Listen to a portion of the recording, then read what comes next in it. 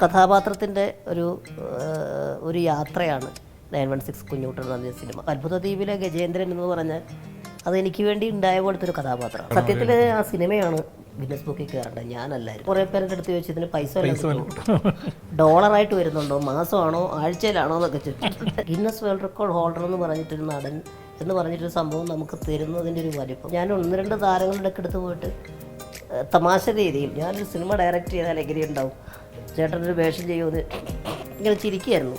നമസ്കാരം. ഇന്ന് നമ്മളോടൊപ്പമുള്ളത് മലയാളത്തിൻ്റെ പ്രിയങ്കരനായ ഗിന്നസ് പക്രു. നമസ്കാരം. നമസ്കാരം. ഞാൻ പരിചയപ്പെടുന്ന സമയത്ത് അജയൻ മാത്രമായിരുന്നു. ഇപ്പോൾ അജയൻ എന്നുള്ള പേര് ശരിക്കും വിസ്മൃതിയിലായിരിക്കുന്നു. എല്ലാ ആളുകളും ഗിന്നസ് പക്രു എന്നാണ് പേര്. കൃത്യം 20 വർഷം മുന്നേ, കഴിഞ്ഞ 20 വർഷം മുന്നേ ഇതേ സമയത്ത് എല്ലാ തിയേറ്ററുകളിലും ആഘോഷപൂർവ്വമായി കുട്ടികളുടെ സിനിമയായി കൊണ്ടാടുന്ന അത്ഭുതദ്വീപ്, ഇപ്പോഴിതാ വീണ്ടും അജയൻ ഒരു വലിയൊരു സിനിമയുടെ നായകനായി വരുന്നു അല്ലേ? 916 കുഞ്ഞൂട്ടൻ. ആ പേരിൽ തന്നെയുണ്ട് പരിശുദ്ധിയാണ്, ആ വ്യക്തിയുടെ പരിശുദ്ധിയാണ് അറിയിക്കുന്നത് എന്നുള്ളത്. എന്താണ് കുഞ്ഞൂട്ടൻ്റെ വിശേഷം പറഞ്ഞാൽ നമുക്ക് ഒന്ന് തുടങ്ങാം. കുഞ്ഞൂട്ടൻ നല്ലൊരു രസകരമായൊരു കഥാപാത്രമാണ്. അപ്പോൾ വെറും കുഞ്ഞൂട്ടൻ എന്ന് പറയുമ്പോൾ ഒരു പവറില്ല, ഒരു പഞ്ചില്ല, ഒരു തിളക്കമായിക്കോട്ടെ എന്ന് വെച്ചിട്ട് 916 കുഞ്ഞൂട്ടൻ എന്നുള്ള ഒരു ടൈറ്റിലേക്ക് വന്നതാണ്. ഈ പേരിൽ ഒരു കൗതുകമുണ്ട്, ഒപ്പം തന്നെ ആ പേരും സിനിമയായിട്ട് കണക്ട് ചെയ്യുന്നൊരു എലമെൻറ്റും ഉണ്ട്. കഥാപാത്രത്തിൻ്റെ ഒരു യാത്രയാണ് 916 കുഞ്ഞൂട്ടൻ എന്ന് പറഞ്ഞ സിനിമ. ഇദ്ദേഹത്തിൻ്റെ യഥാർത്ഥ പേര് സിദ്ധാർത്ഥ് എന്നാണ്. എൻ്റെ നമ്മൾ പറഞ്ഞ പോലെ തന്നെ ഇപ്പം തുടക്കത്തിൽ പറഞ്ഞ പോലെ അജയ്കുമാർ എന്ന പേര് അധികം ആരും അങ്ങനെ ഉപയോഗിക്കാറില്ല, നമുക്ക് വളരെ വേണ്ടപ്പെട്ടവർ മാത്രമാണ്. ഒഫീഷ്യലി അജയ്കുമാറാണ് ഇപ്പോഴും. എന്ന് പറഞ്ഞ പോലെ തന്നെ സിദ്ധാർത്ഥ് അങ്ങനെ അധികം ആരും ഉപയോഗിക്കാറില്ല, അറിയാവുന്നവർക്ക് അറിയുള്ളൂ.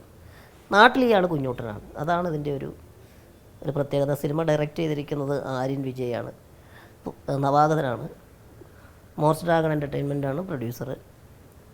പിന്നെ ടിനി ടോം, കോട്ടയം രമേശ്, ഷാജു ശ്രീധർ, നോബി തുടങ്ങിയിട്ട് ഒരുപിടി എന്താ പറയുക, ഒരു 10-30ഓളം മലയാള സിനിമയിലെ മികച്ച താരങ്ങൾ അണിനിരക്കുന്ന ഒരു ചിത്രമാണ് 916 കുഞ്ഞൂട്ടൻ.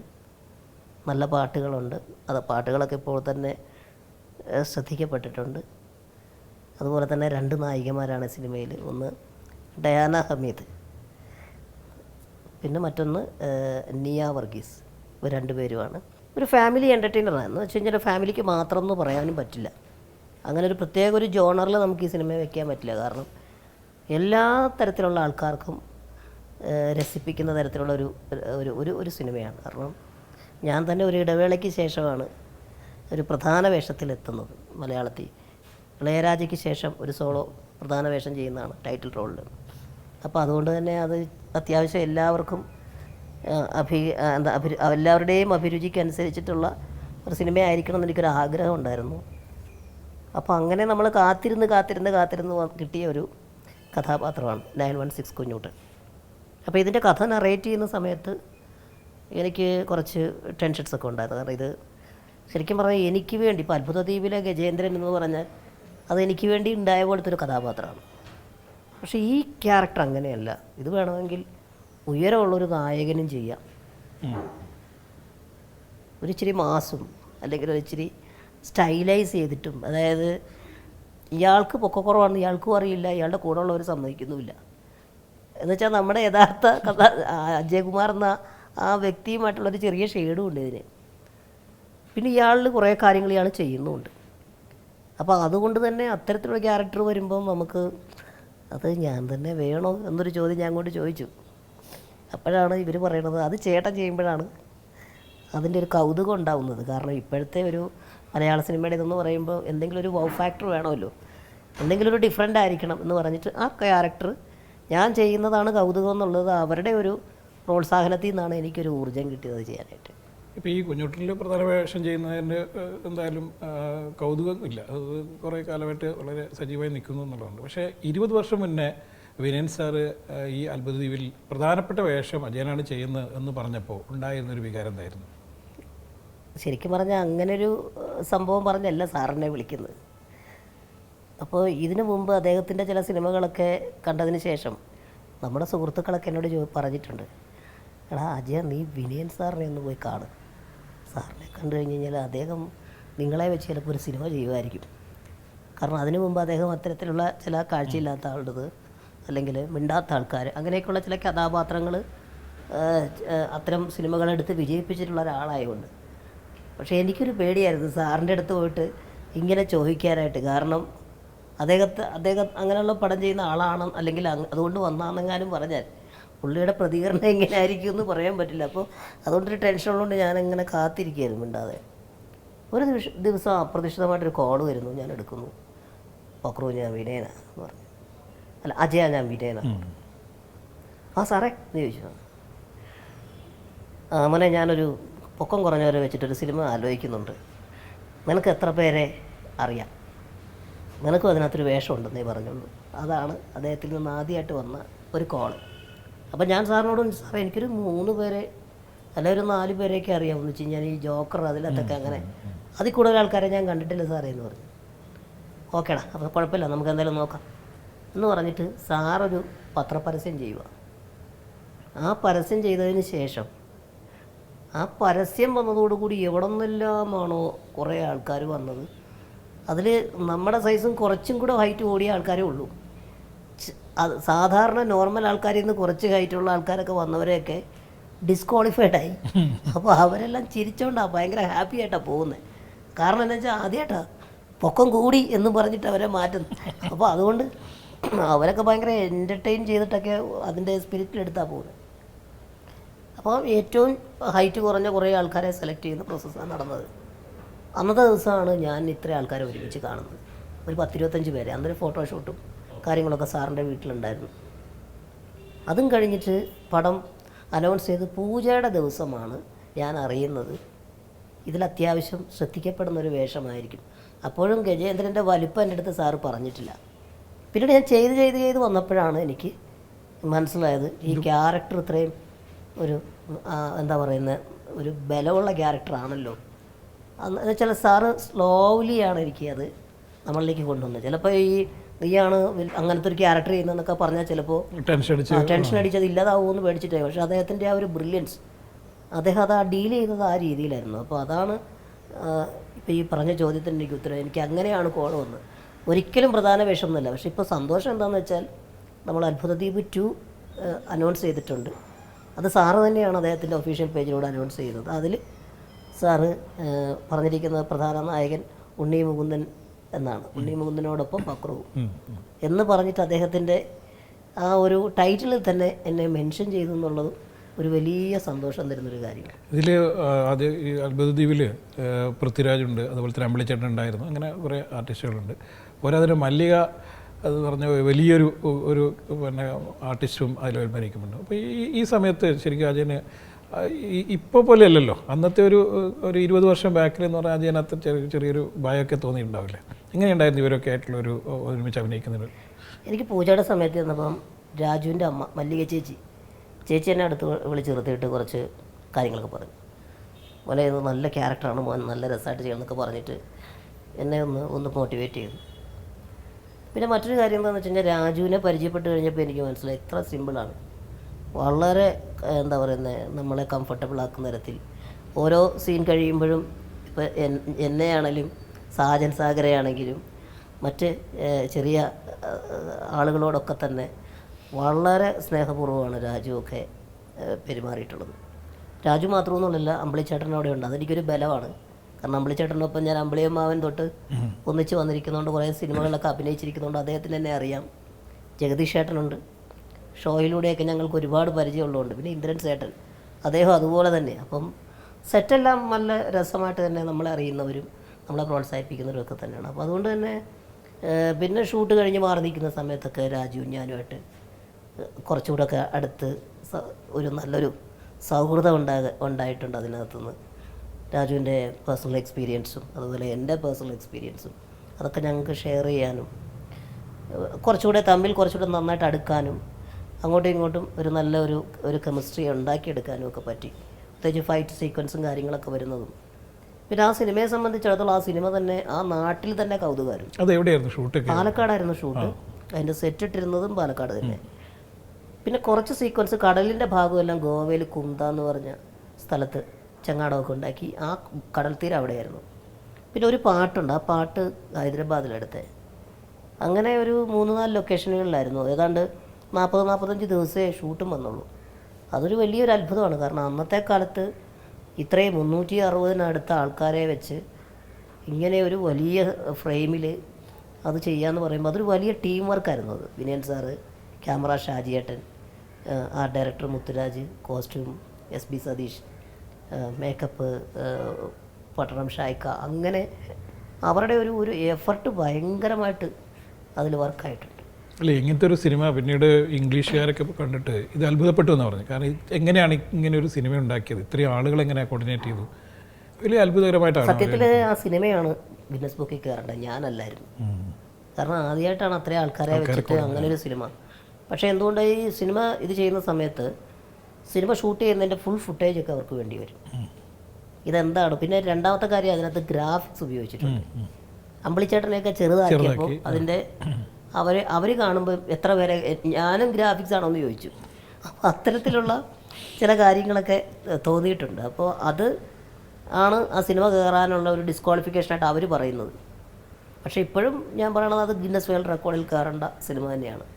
അപ്പോൾ അതുകൊണ്ട് തന്നെ സാറും വിനയൻ സാറാണെങ്കിൽ ആ ടീം, ഹോൾ ടീം ആ സിനിമയ്ക്ക് വേണ്ടി ഞാൻ കയറിയതിൽ അതിയായി സന്തോഷിക്കുന്ന ആൾക്കാരാണ്. കാരണം എന്നെ ഇൻ്റർവ്യൂ ചെയ്യാൻ വേണ്ടിയിട്ട് BBC എന്നൊരാൾ വന്നു.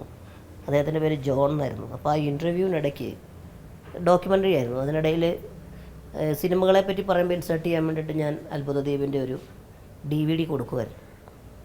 അദ്ദേഹമാണ് ഇത് അതിലേക്ക് അയച്ചത്, ഏതാ ഗിന്നസ് വേൾഡ് റെക്കോർഡിന്. അപ്പോൾ അങ്ങനെ ഞാൻ മുല്ലയുടെ സെറ്റിൽ ഇരിക്കുന്ന സമയത്ത് ഒട്ടും പ്രതീക്ഷിക്കാതെയാണ് ഇങ്ങനെ റെക്കോർഡിലുണ്ട് എന്ന് പറഞ്ഞിട്ട് മനോരമയിൽ നിന്ന് അജിത്ത് എന്ന് പറഞ്ഞ് പത്തനംതിട്ടയിൽ നിന്ന് ഒരാൾ വിളിച്ചിട്ട് ഇങ്ങനെ പേര് വന്നു എന്ന് പറഞ്ഞിട്ട് എന്നെ വിളിക്കുന്നു. അന്ന് പാലക്കാടായിരുന്നു. പാലക്കാടല്ല, പളനിയിലായിരുന്നു. അതൊരു വലിയ ഷോക്കായിപ്പോയി. എനിക്ക് തന്നെ ഡൗട്ടായിപ്പോയി. പിന്നെ ഞാൻ പോയി ഒരാളെ വിട്ട് ഗിന്നസ് ബുക്ക് നോക്കി അതിനകത്തുണ്ടെന്ന് ഉറപ്പിച്ചിട്ടാണ് പറഞ്ഞത്. പിന്നെ ഏതാണ്ട് 2-2.5 വർഷം എടുത്തു സർട്ടിഫിക്കറ്റ് കയ്യിൽ. 2008 എൻ്റെ ഓർമ്മ ശരിയാണെങ്കിൽ 2008 അന്ന് ഈ പട്ടണത്തിൽ ഭൂതം മമ്മൂക്ക ഡബിൾ വേഷത്തിലൊക്കെ ചെയ്ത കൊച്ചി തന്നെ നടക്കുന്ന ഷൂട്ടിലായിരുന്നു ഈ ഇതിന് കൊറിയർ വരുന്നതും അവിടെ വെച്ച് മമ്മൂക്ക ഇത് പൊട്ടിക്കുന്നതും. മമ്മൂക്കയാണ് അന്ന് അനൗൺസ് ചെയ്യുന്നത്, ശരിയല്ലേ? അതെ, സത്യമാണ്. അതെ, അന്ന് അങ്ങ് ഉണ്ടായിരുന്നു, ഞാനുണ്ടായിരുന്നത് ഓർമ്മയുണ്ട്. കാരണം അന്നേരം അങ്ങ് ഇരിപ്പുണ്ട്. അതെ, ഇക്കയുടെ കയ്യിൽ ഇത് കിട്ടിയിട്ട് അപ്പം ഞാൻ പറഞ്ഞത് ഇക്ക തന്നെ അത് പൊട്ടിക്ക്. അതൊരു വലിയ സന്തോഷമാണ്. കാരണം ഈ സർട്ടിഫിക്കറ്റ് ആർക്കയക്കണം എങ്ങോട്ട് അയക്കണം എന്ന് അവർക്കറിയില്ല. അങ്ങനെ വന്നപ്പോൾ എൻ്റെ ഒരു സുഹൃത്തുണ്ട് വിനയ് എന്ന് പറഞ്ഞിട്ട്, പുള്ളി ഇതുപോലുള്ള കാര്യങ്ങളൊക്കെ ഗിന്നസ് വേൾഡ് റെക്കോർഡ് കാര്യങ്ങളൊക്കെ സർട്ടിഫിക്കറ്റ് ചെയ്യുന്ന ആളാണ്. അങ്ങനെ വിനയോട് പറഞ്ഞപ്പോൾ വിനയ് പറഞ്ഞു ഞാനത് ചെയ്യാമെന്ന് പറഞ്ഞിട്ട് എനിക്ക് വേണ്ടി അദ്ദേഹമാണ് ഗിന്നസ് വേൾഡ് റെക്കോർഡുമായിട്ട് സംസാരിച്ചതും ഇങ്ങനെ ഒരാളാണ്, ഇയാളുടെ അഡ്രസ്സ് ഇതാണ് എന്ന് പറഞ്ഞിട്ട് അപ്ലൈ ചെയ്തതും ഈ കൊറിയർ അദ്ദേഹത്തിൻ്റെ കയ്യിലോട്ടാണ് വരുന്നത്. അദ്ദേഹം എനിക്ക് തരാൻ വേണ്ടി ലൊക്കേഷനിൽ വന്നു. അതാണ് ഞാൻ പറഞ്ഞത് ഭാഗ്യം എന്ന് പറയുന്നത്. അതായത് ഈ ഒരു വെടിക്ക് 2 പക്ഷി എന്നൊക്കെ പറയുന്ന പോലെ അത് വരുന്നു, സർട്ടിഫിക്കറ്റ് കിട്ടുന്നു എന്ന് മാത്രമല്ല ആ സമയത്ത് മമ്മൂക്ക അവിടെ ഉണ്ടാവുന്നതും അദ്ദേഹത്തിൻ്റെ കയ്യിലേക്ക് ഇത് കിട്ടുക, പിന്നെ ബാക്കി അങ്ങേക്ക് അറിയാമല്ലോ. അല്ല, അന്ന് വെച്ചാൽ അന്നാണ് മമ്മൂക്ക അവിടെ നിന്ന് പ്രഖ്യാപിക്കുന്നത് ഇനി മുതൽ നീ അജയനല്ല ഗിന്നസ് പക്രുവാണ്, ഇനി ഗിന്നസ് പക്രു എന്നുള്ള പേരിൽ അറിയപ്പെടുന്നു. അല്ല, ഇക്ക വേറെ കാര്യം ഇവിടെ പറഞ്ഞ പ്രധാനപ്പെട്ട കാര്യം, ഇത് ആഘോഷിക്കപ്പെടേണ്ടതാണ്, ചെറിയ കാര്യമില്ലെന്ന് പറഞ്ഞു. അത് ശരിക്കും പറഞ്ഞാൽ അന്ന് അദ്ദേഹം പറഞ്ഞ ആ വാക്കിൻ്റെ ഒരു വലിപ്പം എന്താണെന്നുള്ളത് എനിക്ക് ഇപ്പോഴൊക്കെയാണ് മനസ്സിലാവുന്നത്. കാരണം 20 വർഷത്തിന് ശേഷവും ഗിന്നസ് വേൾഡ് റെക്കോർഡ് കിട്ടി എന്ന് പറയുമ്പോൾ അത് എന്നും അതൊരു വലിയ തിളക്കമായിട്ട്, കാരണം അത് കഴിഞ്ഞതിന് ശേഷം എത്രയോ വേദികളിൽ ഞാൻ പോയി, എത്രയോ രാജ്യങ്ങളിൽ ഞാൻ സഞ്ചരിച്ചു, എന്തെല്ലാം പരിപാടികളുടെ ഭാഗമായിട്ട്. അപ്പം ഇവിടെയെല്ലാം ചെന്ന് കഴിയുമ്പോൾ നമുക്ക് കിട്ടുന്നൊരു priority, Guinness world record holder എന്ന് പറഞ്ഞിട്ടൊരു നടൻ എന്ന് പറഞ്ഞിട്ടൊരു സംഭവം നമുക്ക് തരുന്നതിൻ്റെ ഒരു വലിപ്പം. അപ്പോൾ ഞാൻ ആലോചിക്കുന്ന അദ്ദേഹത്തിൻ്റെ അറിവാണ്. ഇതൊക്കെ നേരത്തെ തന്നെ ഇത് ആഘോഷിക്കപ്പെടേണ്ടതാണ്, ചെറിയ കാര്യമല്ല എന്ന് അദ്ദേഹം പറയുന്നു. കാരണം ഒരു കൊറിയർ പൊട്ടിച്ചുകൊണ്ടാണ് ആ വാക്ക് വരുന്നത്. എന്നിട്ട് അദ്ദേഹം തന്നെ ഞാൻ റിക്വസ്റ്റ് ചെയ്തു, എനിക്ക് ഇക്ക തന്നാൽ വലിയ സന്തോഷമായിരിക്കും എന്ന് പറഞ്ഞപ്പോൾ പെട്ടെന്ന് ഒരു ചെറിയൊരു മീറ്റിംഗ് പോലെ സംഘടിപ്പിച്ച് എനിക്ക് അത് സമ്മാനിച്ചു എന്നുള്ളതാണ്. പിന്നീട് ഈ പേര് ഗിന്നസ് പക്രു എന്നാക്കിയതും പിന്നീട് അങ്ങോട്ടുള്ള ഇതിലെല്ലാം നമ്മൾ കൊടുത്തതും അത് ഞാൻ തന്നെയാണ്. ഇക്കയുടെ വാലിൽ അറിയാതെ ഗിന്നസ് എന്നുള്ളൊരു പേര് വിളി വന്നു. ആ സമയത്ത് അങ്ങും ഉണ്ടായിരുന്നു. അതുപോലെ തന്നെ നമുക്കറിയാം ഈ ഗിന്നസ് ഇതിനൊക്കെ വേണ്ടിയിട്ട് എന്തെല്ലാം ഇത് നേടിയെടുക്കാൻ വേണ്ടി എന്തെല്ലാം വളഞ്ഞ വഴികളിലൂടെ ആളുകൾ പോകുന്നു. ഒരുപാട് കോപ്രായങ്ങൾ കാണിക്കുന്നു, കുറേ പൈസ ഈ ചെലവഴിക്കുന്നു. നയാഗ്ര വെള്ളച്ചാട്ടത്തിൻ്റെ അടുത്ത് തന്നെ എത്രയോ അറ്റംപ്റ്റുകൾ നടന്നിട്ടുണ്ടെന്നറിയോ? ഗിന്നസിൽ എത്ര പേര് വെള്ളത്തിൽ പോയിട്ടുണ്ടെന്നറിയോ?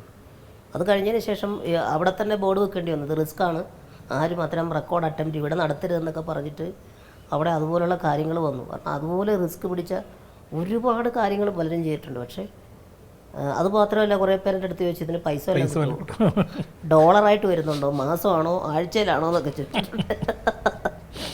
അപ്പോൾ പിന്നെ എനിക്ക് പറയാതിരിക്കാൻ പറ്റില്ല, കാരണം നമ്മൾ പണിയെടുത്ത് അതുകൊണ്ട് ഞാൻ പറഞ്ഞു പണിയെടുത്താൽ കാശ് കിട്ടും. അത് ഗിന്നസ് റെക്കോർഡ് കിട്ടിയോണ്ടല്ല, ജോലിക്ക് പോകണം എന്ന് പറഞ്ഞിട്ട് അവരെ അങ്ങനെ പറഞ്ഞ് മനസ്സിലാക്കിയിട്ടുണ്ട്. കാരണം അതൊരു ക്രെഡിറ്റ് മാത്രമാണ് ഗിന്നസ് വേൾഡ് റെക്കോർഡ് എന്ന് പറയുന്നത്. അതിനുശേഷം കുട്ടിയും കൊല്ലും എന്നുള്ള സിനിമ ചെയ്തപ്പോഴും ഈ ഏറ്റവും ഉയരം കുറഞ്ഞ ഏറ്റവും ഒരു സംവിധായകൻ എന്നുള്ള രീതിയിൽ ശ്രദ്ധിക്കപ്പെട്ടല്ലോ. എങ്ങനെയാണ് കുട്ടിയും കൊൽ എന്നുള്ളൊരു സിനിമയിലേക്ക് വരുന്നത് എങ്ങനെയായിരുന്നു? അല്ലെങ്കിൽ സിനിമ സംവിധാനം ചെയ്യണം എന്നുള്ള ആഗ്രഹം? അത് ആദ്യം വിനയൻ സാർ തന്നെ എൻ്റെ അടുത്ത് പറഞ്ഞു. ഒരു ഫ്ലൈറ്റ് യാത്രയിൽ ഞാൻ ഈ കഥ പറഞ്ഞു, ഹൈദരാബാദിലേക്ക് പോകുന്ന സമയത്ത്. കഥ കേട്ടപ്പോൾ സാർ പറഞ്ഞു, എടാ നീ ചെയ്യടാ, ഇപ്പോൾ പഴയ പോലൊന്നുമില്ല, ക്യാമറയിൽ കൂടെ ഒന്നും എത്തി നോക്കേണ്ട കാര്യമില്ല, ഒരു മോണിറ്റർ വെച്ച് അതിനടുത്ത് നീ നന്നായിട്ട് പറയുന്നുണ്ട്, നിനക്ക് ചെയ്യാൻ പറ്റും. അതൊരു അങ്ങനെ അദ്ദേഹത്തിൻ്റെ വായിൽ നിന്ന് അങ്ങനെ ഒരു വാക്ക് വന്നപ്പോൾ അതൊന്ന് മനസ്സിലൊന്ന് കൊണ്ടു. അത് കഴിഞ്ഞപ്പോൾ തൊട്ട് ആ വാക്ക് കേട്ട തൊട്ടിട്ട് പിന്നീട് എന്തുകൊണ്ടത് എനിക്ക് ചെയ്തുകൂടാ എന്നുള്ളൊരു ചിന്തയിലേക്ക് ഇങ്ങനെ വന്നു. അപ്പോൾ പലരോടും ഞാനിത് പറഞ്ഞ സമയത്തൊക്കെ അത് മറ്റൊരു ഡയറക്ടറെ അവരിലേക്ക് കൊടുത്തു. അദ്ദേഹം അത് കൺസീവ് ചെയ്ത് അത് ചെയ്യുമ്പോൾ ചിലപ്പോൾ അത് എത്രത്തോളം എങ്ങനെയാവുന്നൊന്നും അറിയാതെ വരിക. പിന്നെ മറ്റൊന്ന്, നമ്മളൊരു കഥ കൊടുക്കുമ്പോൾ അത് അവർ ചെയ്യണമെന്നില്ലല്ലോ, പിന്നെ അതിന് പറ്റിയ താരങ്ങളെയൊക്കെ ഉണ്ടാക്കണം. അപ്പം സ്വാഭാവികമായിട്ടും എൻ്റെ ഒരു ഫ്രണ്ടുണ്ട് അൻസാർ വാസ്കോ, അദ്ദേഹം ഗൾഫിലാണ്, ബിസിനസ്സുകാരനാണ്. പുള്ളി എൻ്റെ അടുത്തൊരു വാക്ക് പറഞ്ഞു, എന്തെങ്കിലും ഒരു സിനിമ ഡയറക്റ്റ് ചെയ്യുന്നെങ്കിൽ അത് ഞാൻ പ്രൊഡ്യൂസ് ചെയ്യാം, അത് അജയൻ ചെയ്യണം. ഇങ്ങനെ കുറേ പേര് എൻ്റെ അടുത്ത് പറഞ്ഞിട്ടുണ്ട്.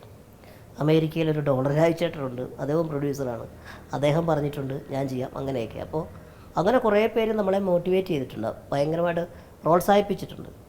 അപ്പോൾ അങ്ങനെ വന്നപ്പോൾ ഒരു ചെറിയ ബഡ്ജറ്റിനകത്ത് എങ്ങനെ ഒരു ചെറിയ പടം എന്നുള്ള രീതിയിൽ അപ്പോൾ ഞാൻ 1-2 താരങ്ങളുടെ അടുത്ത് പോയിട്ട് തമാശ രീതിയിൽ വലിയ സീരിയസ് ആയിട്ട് ചെയ്താൽ ചിലപ്പോൾ ഞാനിങ്ങനെ ചോദിച്ചു, ഞാനൊരു സിനിമ ഡയറക്റ്റ് ചെയ്താൽ എങ്ങനെ ഉണ്ടാവും, ചേട്ടനൊരു വേഷം ചെയ്യുമെന്ന് ഇങ്ങനെ ചിരിക്കുകയായിരുന്നു. അങ്ങനെ ഞാൻ 2-3 പ്രധാന താരങ്ങളുടെ അടുത്ത് സംസാരിച്ചിട്ടുണ്ട്. അപ്പോൾ എനിക്ക് മനസ്സിലായത് സീരിയസ് ആവുന്നില്ല കാര്യങ്ങൾ. നടക്കണമെങ്കിൽ ഒരു പുതുമുഖ താരത്തെ വെച്ചിട്ട് ഞാനും കൂടി കുറച്ച് നമ്മൾ പറഞ്ഞാൽ കേൾക്കുന്ന കുറച്ച് ആർട്ടിസ്റ്റുകളൊക്കെ വെച്ചിട്ട് അതങ്ങ് എക്സിക്യൂട്ട് ചെയ്യാം എന്ന് വെച്ചിട്ട് ഇദ്ദേഹം അൻസാർക്കയുടെ ഒരു ഹെൽപ്പും കാര്യങ്ങളിൽ അങ്ങനെയാണ് ആ പടം സംവിധാനം ചെയ്തത്. അതിലൊരു വലിയ സന്തോഷം എന്താണെന്ന് വെച്ച് കഴിഞ്ഞാൽ അത് എമൗണ്ട് ബ്രേക്ക് ഇവൻ ആക്കാൻ പറ്റിയെന്ന് മാത്രമല്ല 100ഓളം തിയേറ്ററുകളിൽ അന്ന് എനിക്ക് റിലീസ് ചെയ്യാൻ സാധിച്ചു. അത് കഴിഞ്ഞതിന് ശേഷം ചാനലുകളിൽ വന്നപ്പം അതിന് അത്യാവശ്യം ആളുകളുടെ നല്ല അഭിപ്രായങ്ങൾ വന്നു. ആ സിനിമയ്ക്ക് അങ്ങനെ ഒരു പൊക്കം കുറഞ്ഞ സംവിധാനമാണ് ചെയ്തതെന്നുള്ള യാതൊരു പൊക്കക്കുറവ് ആ സിനിമയ്ക്കില്ല എന്നാണ് പലരും കമൻറ്റ് ചെയ്തതും.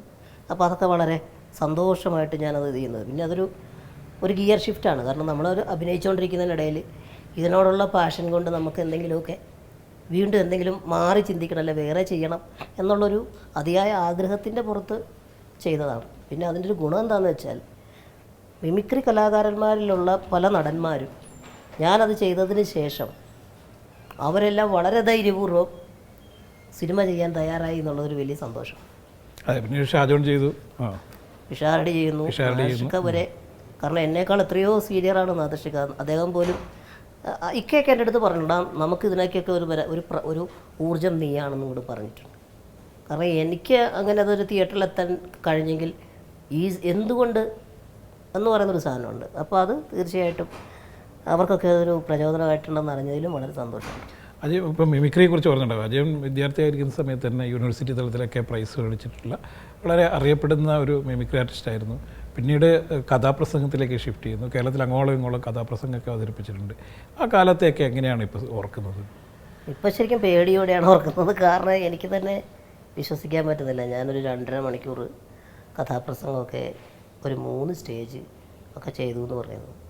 കാരണം അങ്ങേക്കറിയാമല്ലോ, ഈ കഥാപ്രസംഗത്തിൻ്റെ ഒരു സ്ട്രെയിൻ എന്ന് പറഞ്ഞാൽ ചെറുതല്ല. കാരണം കഥ ഓർക്കണം, പാട്ട് പാടണം, പഞ്ച് പോവാതെ പ്രസൻറ്റ് ചെയ്യണം, ഫ്രണ്ടിലിരിക്കുന്ന ഒരു കഥയെ ആസ്വദിക്കുന്നുണ്ടോ എന്ന് മനസ്സിലാക്കി ആ അളവിൽ അത് അവതരിപ്പിക്കണം. ഒപ്പം തന്നെ നമ്മൾ ഈ കാര്യങ്ങളെല്ലാം നോക്കി ഒരു 1 മാൻ ഷോയാണ്. അതിന് അതിൻ്റേതായൊരു വലിയ എഫർട്ടുണ്ട്. അത് കഴിഞ്ഞതിന് ശേഷം ഇങ്ങനെ പോകുമ്പോഴാണ് ഈ മിമിക്രി ജനകീയമായി വരുന്നത്. അപ്പോൾ ഈ കഥാപ്രസംഗത്തിനിടയ്ക്ക് ചില തമാശകളൊക്കെ ഉണ്ട്.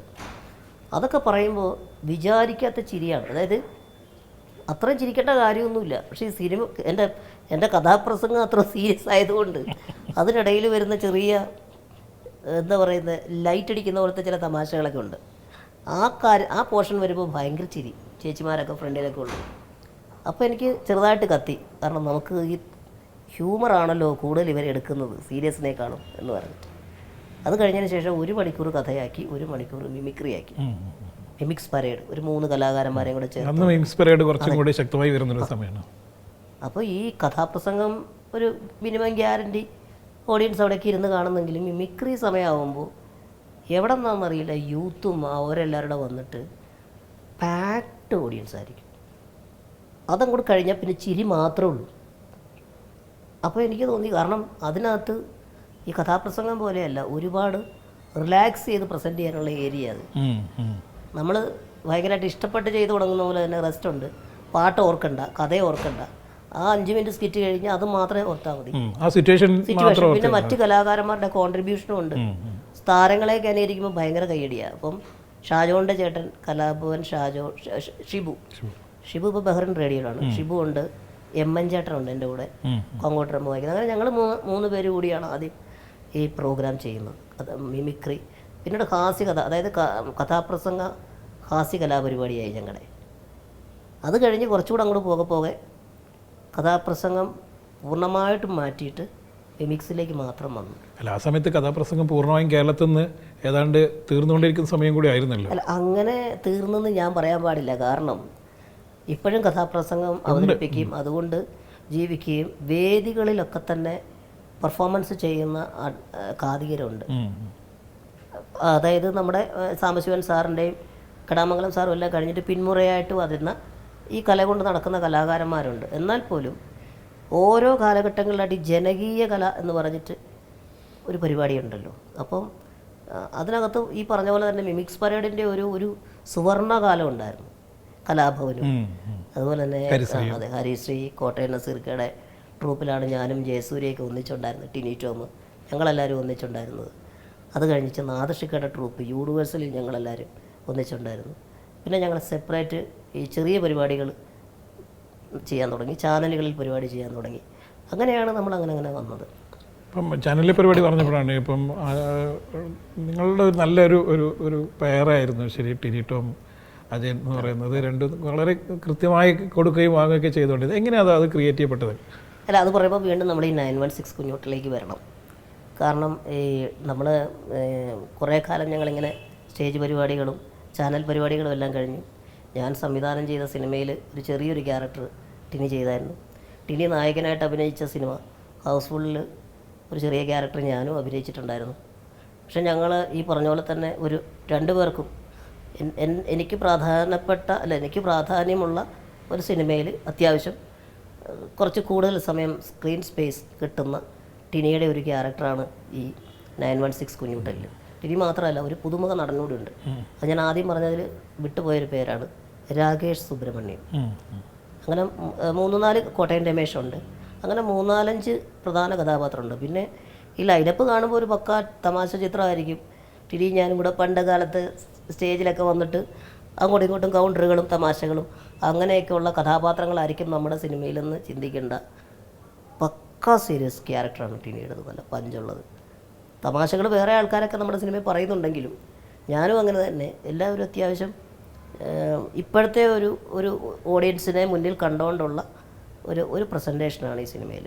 അപ്പോൾ അങ്ങനെ ടിനിയും ഞാനും കൂടിയുള്ള ഒന്നിച്ച് ചാനൽ പരിപാടികളിപ്പം അങ്ങേക്കറിയാം. നമ്മൾ ലാസ്റ്റ് ഏറ്റവും ഹിറ്റായ കോമഡി ഉത്സവം വരെ ഞങ്ങൾ ഒന്നിച്ചുണ്ടായിരുന്നു എന്നുള്ള ഫ്ലവേഴ്സിൽ. അത് കഴിഞ്ഞതിന് ശേഷം പിന്നീട് ഒരു ഗ്യാപ്പ് എടുത്തിട്ട് 2 പേരുടെ ഒന്നിച്ച് സിനിമയിൽ വരിക എന്നുള്ള ഉദ്ദേശത്തോടു കൂടിയാണ് ഇപ്പോൾ ഈ പടം ആദ്യത്തെ ഒരു പടമായിട്ട് വരുന്നത് 916.